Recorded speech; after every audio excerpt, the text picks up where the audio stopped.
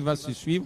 Il faut rappeler que la Cour constitutionnelle est juge en dernier recours pour le contentieux électoral du président de l'élection du président de la République, et elle a vidé ce contentieux électoral, et de ce contentieux est né ses résultats définitifs à 94,90%. Voilà le président de la République qui s'élève et qui avance vers, bien entendu, où s'est installée la Cour constitutionnelle sous les applaudissements du public venu nombreux.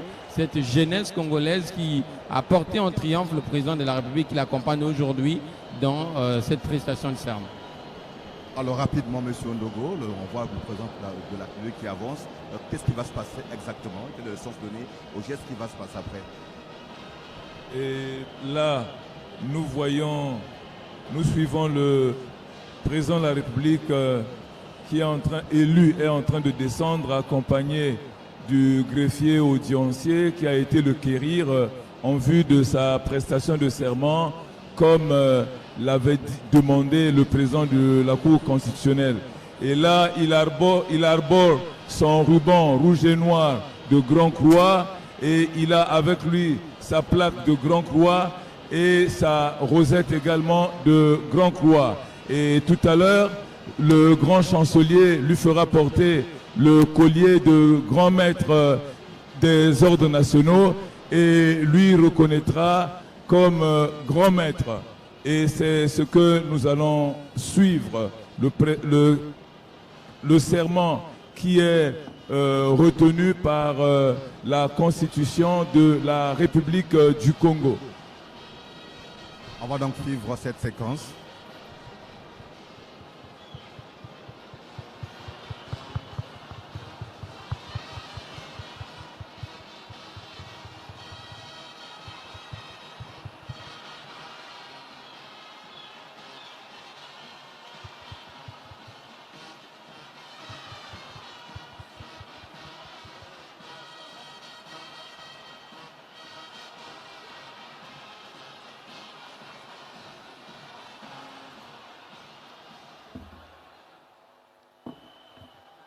Monsieur le Président de la République, nous vous reconnaissons comme grand maître des ordres nationaux.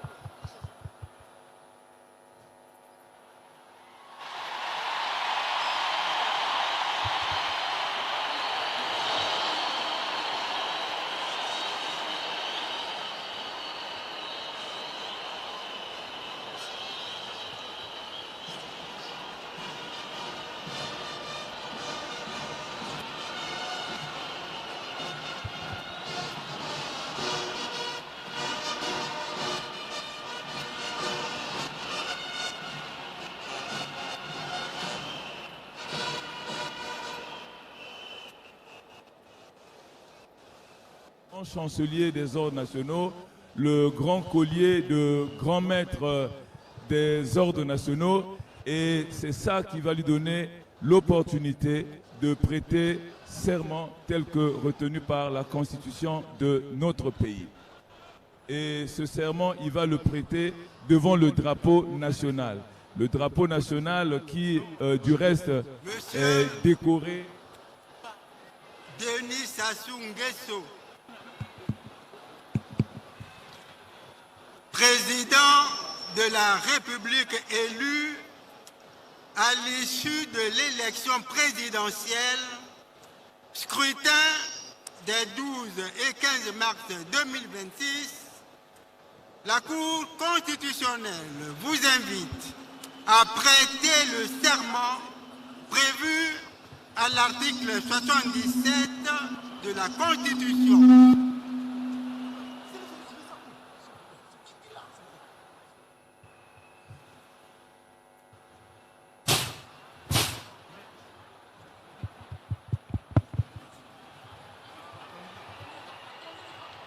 Ensemble des troupes!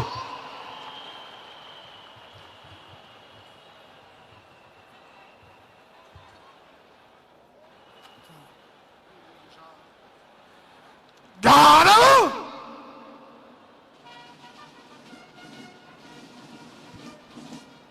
Présentez! Armes! Drapeau national, en place.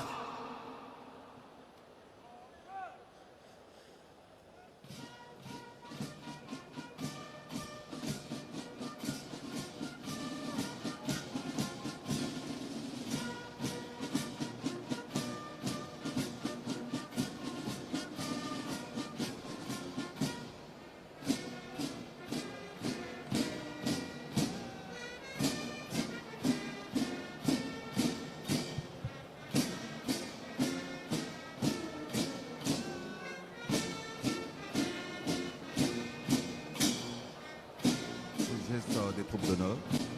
Et les troupes d'honneur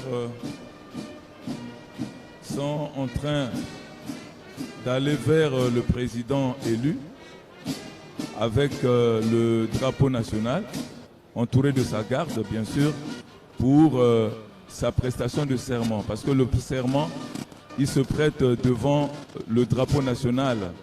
Et le drapeau national a une aura de sacré. Et c'est un symbole qui est mêlé à toutes les cérémonies à forte émotion. Et c'est ce que nous allons suivre. Alors, très rapidement, en quelques mots, est-ce qu'on peut établir une différence entre investiture et prestation de serment? Eh bien, investiture et prestation de serment, je dirais plutôt investiture et entrée en fonction. Et là, lorsqu'on parle d'investiture, c'est comme s'il y a une force ou encore il y a une autre autorité qui vient comme pour l'installer comme tel que ça se passe dans nos administrations où on investit un DG, le ministre, mais ici, il s'agit de l'entrée en fonction. Et vous avez suivi le président de la Cour constitutionnelle qui demande au président de la République élu de prêter serment. Donc il s'agit de la cérémonie de prestation de serment, normativement.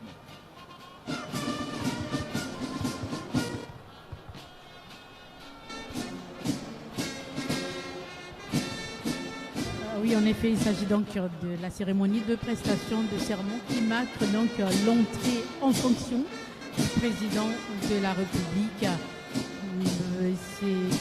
C'est ce que vous venez donc d'expliquer à notre public, parce qu'il y a souvent confusion entre ces deux moments.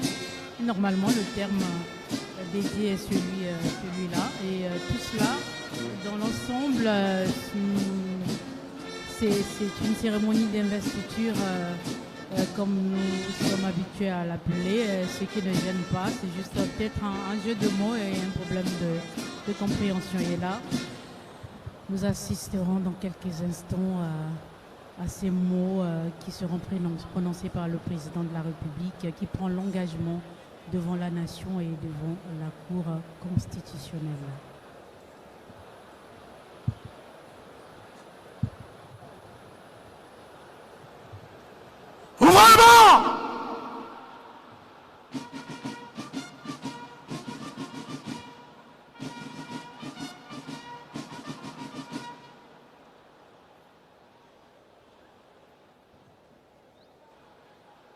Devant la nation et le peuple congolais.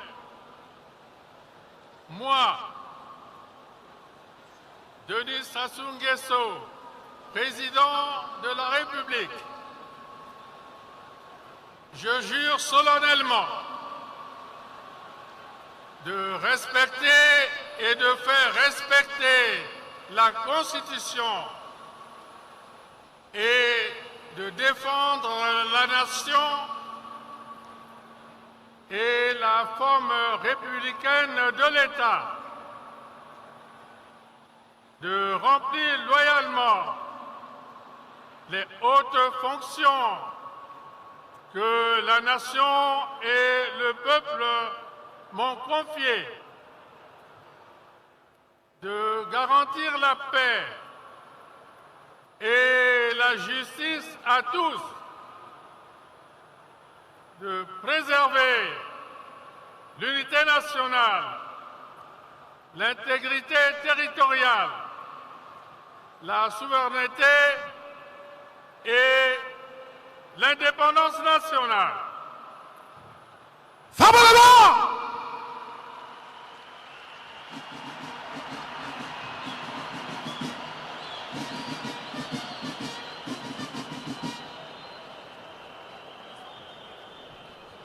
Voilà, c'est fait. La prestation de serment du président de la République vient d'être effectuée. Le chef de l'État jure devant la nation. De votre serment, vous déclare installé dans vos fonctions de président de la République du Congo et dit que de tout, il est, conformément à la loi, dressé procès verbal auquel il sera fait recours en cas de besoin.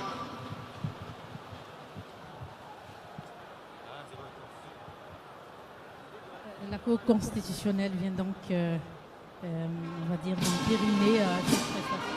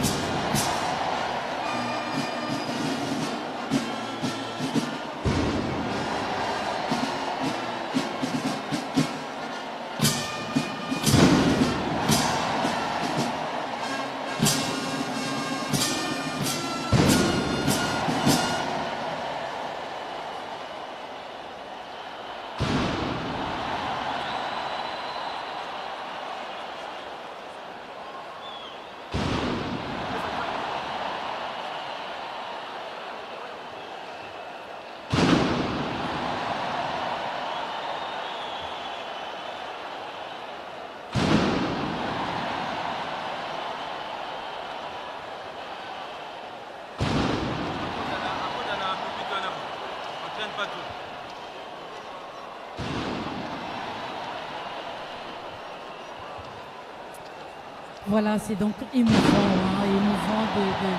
de vivre ces moments. Le chef de l'État donc venait de prêter serment et suivi de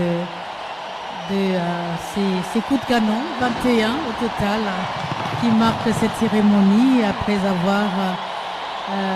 après que cette prestation de serment a été actée par la Cour constitutionnelle. Et le président donc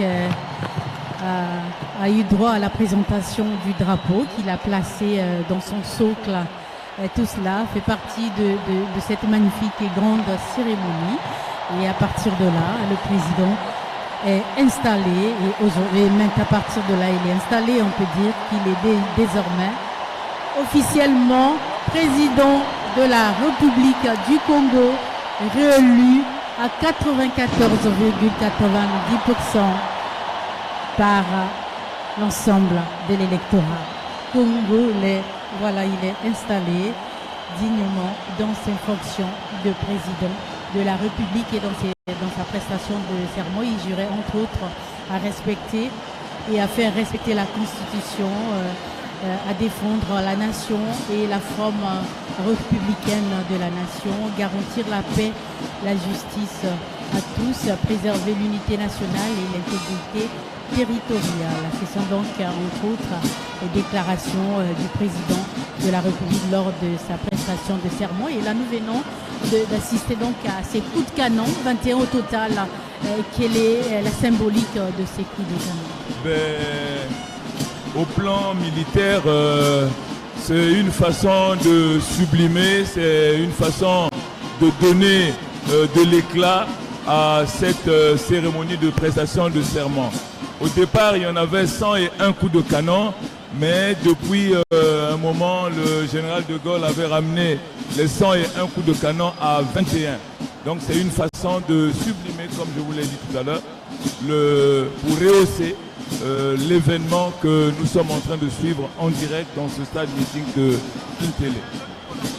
rehausser l'événement, c'est le cas de le dire, et c'est là bien mérité puisque le moment est hautement solennel d'Adi Osila. C'est officiellement la fin du mandat précédent et c'est le début de ce mandat du président de la République du Congo, chef des armées, chef suprême des armées, président du Conseil supérieur de la magistrature, celui qui doit veiller au bon fonctionnement des institutions de la République, celui qui doit veiller à la bonne tenue de la nation congolaise, le président de la République avec un destin incroyable aujourd'hui, lui qui, à l'entrée de... Monsieur le Président de la République, à l'occasion du scrutin présidentiel des 12 et 15 mars 2026, le peuple souverain du Congo a choisi...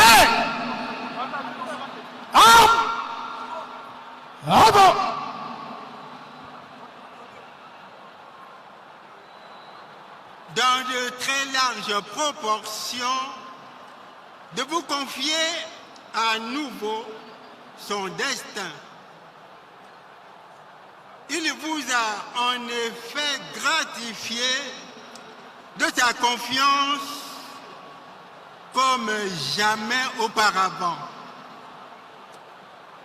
De cette précieuse confiance, Excellence, Monsieur le Président de la République, vous n'êtes resté ni insensible ni indifférent, de sorte que dès la proclamation des résultats provisoires de l'élection,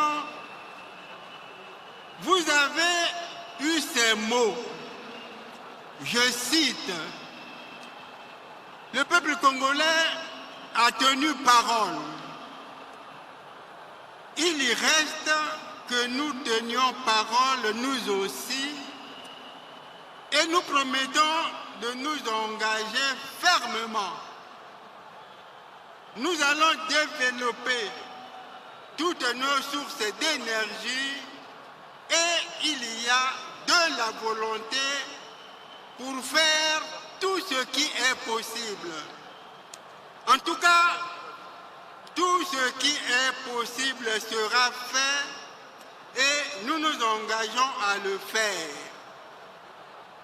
Il y aura certainement des hauts et des bas, mais nous pensons que nous tiendrons le cap et exécuterons notre programme comme nous l'avons présenté au peuple.